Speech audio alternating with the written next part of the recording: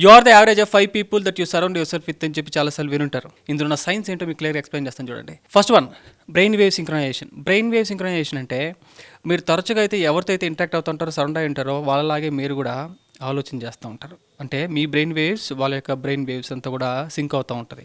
అంటే మీరు తరచుగా ఒక వ్యక్తి గొప్పగా, పెద్దగా, నూతనంగా ఆలోచన చేస్తూ ఉంటే మీరు కూడా అలాంటి వ్యక్తితో ఉంటే మీరు కూడా డిఫరెంట్ ఏరియాస్ ఆఫ్ లైఫ్లో కొత్తగా, గొప్పగా, పెద్దగా ఆలోచన చేస్తారు న్యాచురల్గానే. సెకండ్ వన్ ఏంటంటే సోషల్ సైకాలజీలో కెమీలియన్ ఎఫెక్ట్.